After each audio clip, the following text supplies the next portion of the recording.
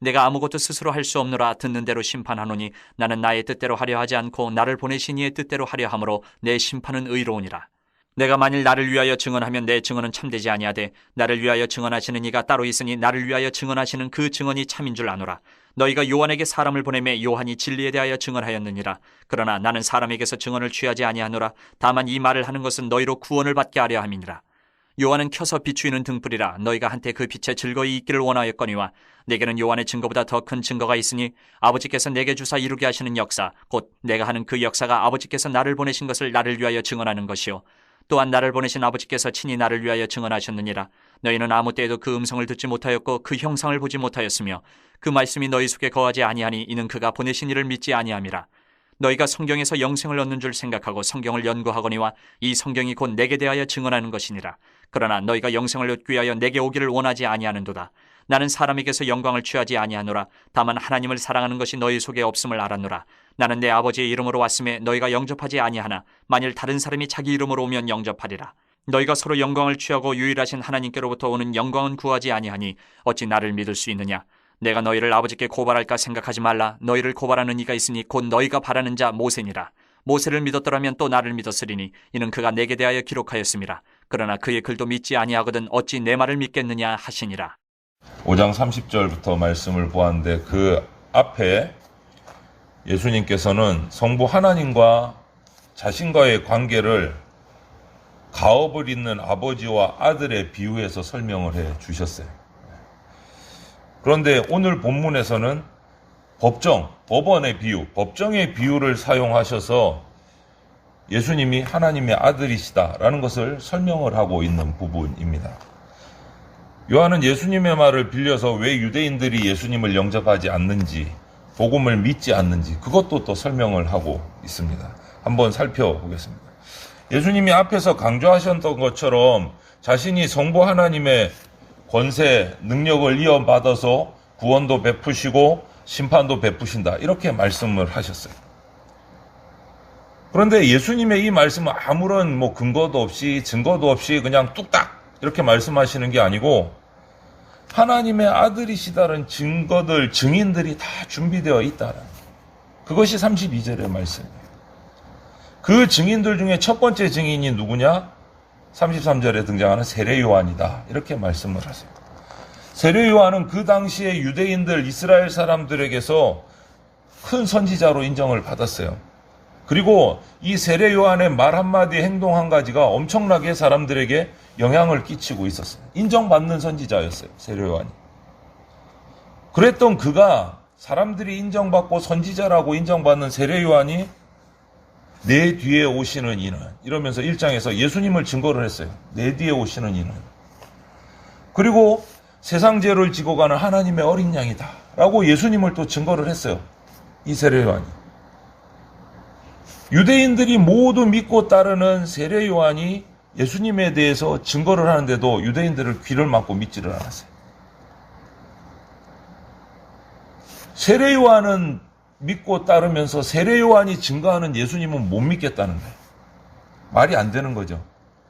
이처럼 죄인인 우리 인간은 진리를 깨닫지 못하는 게 아니라 깨닫기 싫어서 귀를 막고 안 듣는 거예요. 들으면 깨달아지는데 듣는 것조차 싫어서 귀를 막고 거부를 한다는 거예요. 완악하기 때문에. 그래서 우리가 항상 경계해야 될 것은 특히 우리 그리스도인들이 내 마음에 안 든다, 내 생각에 저거는 아닌 것 같다, 이 말씀대로 행하면 내가 좀 불리해지고 어려워질 것 같다, 이런 이유 때문에 그 부분은 나는 안 들을래 하고 귀를 막지는 않는지 우리가 항상 살펴야 돼요. 말씀 앞에서. 말씀을 들으면 다 들어야 되고 말씀을 믿으면 다 믿어야 되는데 이 부분은 내 마음에 드니까 믿는 걸로 하고 이 부분을 믿으면 내가 불리해지니까 나는 귀 막고 안 들을 거야. 이런 어리석은 행동이 우리한테 없어야 된다는 거죠. 내가 실패해도 예수님의 말씀이면 순종해야 되는 거죠. 내가 불리해도 예수님의 말씀이라면 믿어야 되는 거죠. 내가 이거는 하고 요거는 안 하고 취사 선택할 수 있는 권리가 우리에게는 없어요. 그런데 지금 유대 백성들이 그러고 있는 거예요. 세례 요한은 내가 마음에 드니까 믿고 세례 요한이 증거하는 예수는 싫어. 귀 막어. 안 믿을래.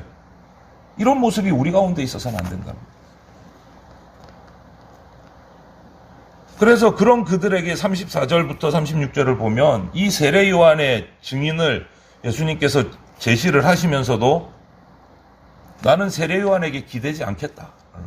사람의 증언을 채택하지 않겠다. 왜? 그거보다 더 확실한 증거가 있으니까. 그런데 왜 세례 요한을 자꾸 내세우느냐? 세례 요한을 사람들이 따르기 때문에, 믿기 때문에 혹시라도 그 중에 한 영혼이라도 세례 요한을 통해서 하나님을 만날 수 있으면 그것도 구원이니까. 그것도 구원이니까. 그렇지만 세례 요한보다 더 확실한 증거가, 강력한 증거가 있다라는 거예요. 그게 뭐냐? 바로 지금까지 예수님께서 행하신 역사들이다. 물로 포도주를 만들고 먼 곳에서 말씀만으로 병을 낫게 해주시고 38년 동안 움직이지도 못했던 병자를 벌떡 일어나서 걷게 해주시고 지금까지 그 누구도 보이지 못했던 강력한 역사들을 행하셨는데 그것이 하나님의 권세가 아니면 행할 수 없는 일이다. 그것이 내가 하나님의 아들이라는 증거다라고 말씀하십니다. 그런데도 불구하고 사람들이 예수님을 받아들이지 않는다라는 것은 모세의 예를 드는 거예요. 모세가 10가지 재앙을 하나님이 주신 그 지팡이를 갖고 행하는데도 보면서도 거부하는 이집트의 바로왕과 똑같다 너희들이. 이렇게 말씀하십니다. 보면서도 억지로 안 믿는 거다. 억지로 안 믿는 거다. 예수님이 하나님의 아들이시고 유일한 구원자라는 사실을 누구도 부인할 수 없는 진리인데도 확실한 증거가 있는데도 받아들이지 않는 것은 너희 마음이 완악해서 심판받을 자이기 때문에 그렇다. 심판을 피할 수가 없다. 그렇게 거부하면 이렇게 말씀하십니다. 세례 요한의 증거나 예수님이 일으키신 그 역사들, 표적들이 그 당시에 주어진 증거라면 오늘 저와 여러분들한테는 하나님이 기록하셔서 우리에게 주신 성경 말씀이 영원한 증거예요. 성경 말씀. 예수님은 유대인들이 하나님의 음성을 듣지 못해서 그 하나님의 모습을, 형상을 보지 못해서 말씀을 믿지 않는다라고 오늘 37절, 38절에서 말씀을 하세요. 그런데 너무 우스운 것이 유대인들은 누구보다도 성경을 열심히 공부하는 사람들이에요. 율법을 그냥 달달달달 암송하다시피 하는 사람들이 유대인들이에요. 말씀을 모르는 사람이 아니에요. 그런데 그런 유대인들한테 예수님께서 너희가 말씀 안에 거하지 않는다. 이상한 말씀을 하신 거죠. 의외의 말씀을 하신 거죠. 누구보다 말씀을 열심히 읽고 거의 다 외우다시피 하고 한 글자 한 글자를 지키려고 발버둥 치는 유대인들한테 너희들이 하나님의 말씀 안에 거하지 않아서 하나님을 믿지 않는다. 하나님의 형상을 보지 못한다. 완전히 생각도 못한 말씀을 하신 거예요.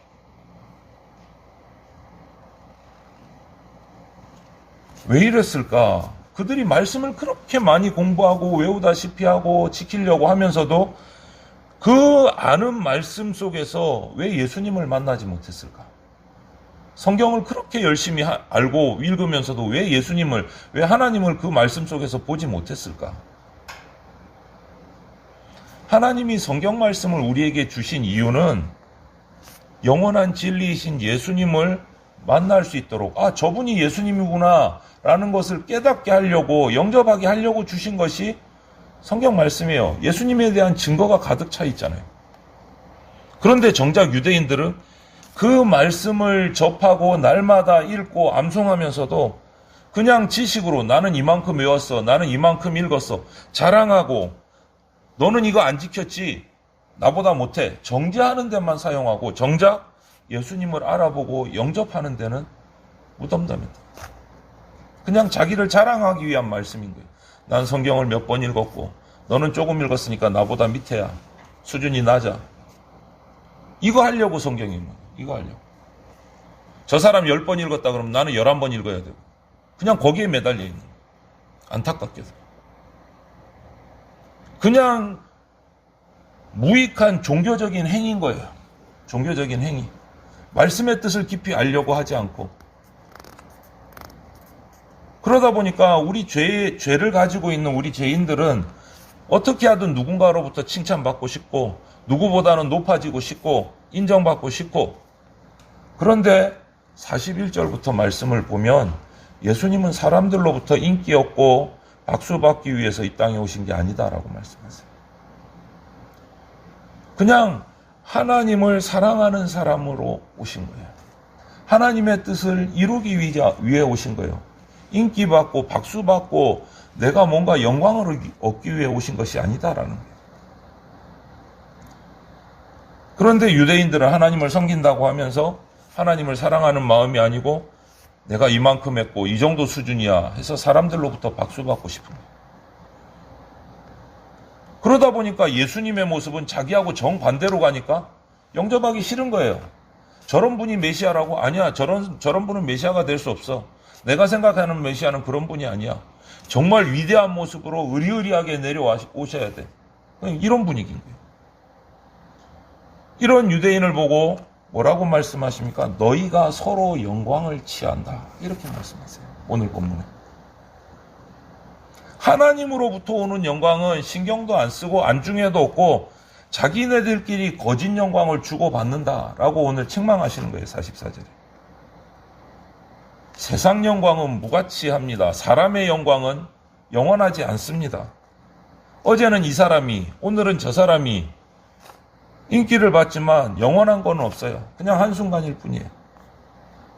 그럼에도 불구하고 우리는 그 영광을 얻고 싶어 해요. 거기에 시선이 가요. 그런데 하나님이 주시는 영광은 별 관심이 없어요. 성도라면 사람에게 영광이 아니고 하나님으로부터 오는 진짜 영광을 우리가 사모해야 합니다. 유대인들은 율법, 모세가 기록한 그 모세오경을 너무너무 중요하게 생각합니다. 지금도 그래요. 유대인들은 모세오경이 성경이에요. 모세오경이. 그런데 예수님은 그들을 향해서 오늘 말씀의 45절부터 47절을 보면 정작 너희들은 그것이 중요하다고 생각하면서 율법도 안 믿잖아. 이렇게 말씀하십니다. 너희들이 그렇게 귀하게 생각하는 모세오경도 안 믿잖아. 만약에 너희들이 모세의 율법을 믿었다면 당연히 예수님도 믿어야 된다라고 말씀하십니다. 왜냐하면 율법을 공부하고 율법을 바르게 모세오경을 자기들이 공부했다면 예수님을 인정하지 않을 수 없다라는 거예요. 그것이 46절 말씀이에요. 율법을 잘 공부했으면 예수님을 믿을 수밖에 없는데 잘못 공부했다는 거예요. 안 믿는다는 거예요. 그냥 자기 종교적인 위치를 높이는 거, 자랑하는 거, 인정받는 거, 거기에만 집중이 돼 있다. 모세의 말을 믿지 않았다라고 오늘 47절에 또 말씀하세요. 모세의 말을 믿지 않았다. 모세의 말을 믿었다면 예수님도 믿을 수밖에 없는데 이 말씀하십니다. 여러분, 교회를 다니지 않는 불신자들만 성경을 믿지 않는 게 아니에요. 오늘 이 말씀을 보면 오래 교회를 다니고 여러 방법으로 성경을 많이 듣고 성경 공부에 참석한 성도들이랄 할지라도 성경을 제대로 믿지 않는 사람들이 있다라는 말이에요.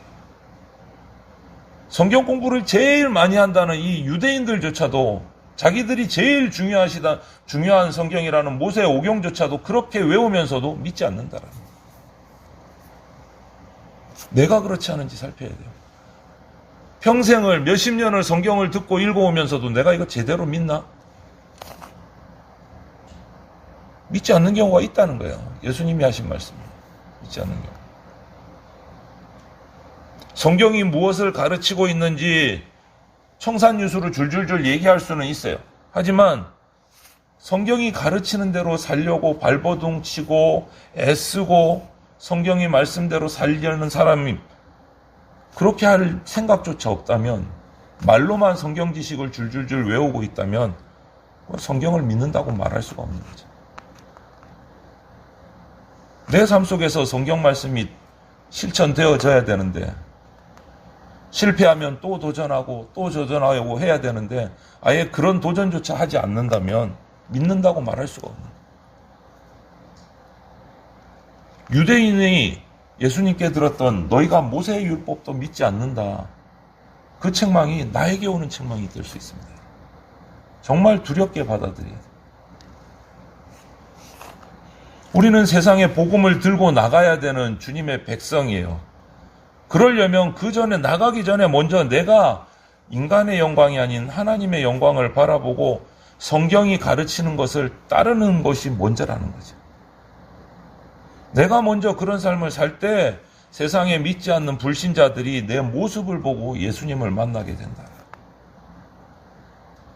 세상에 복음이 전해지지 않고 불신자들이 교회를 비판하고 욕하는 이유가 혹시 내가 그런 이중적인 위선적인 생활을 하기 때문에 교회가 욕먹고 성도가 욕먹는 거 아닌가 생각해 봐야 됩니다.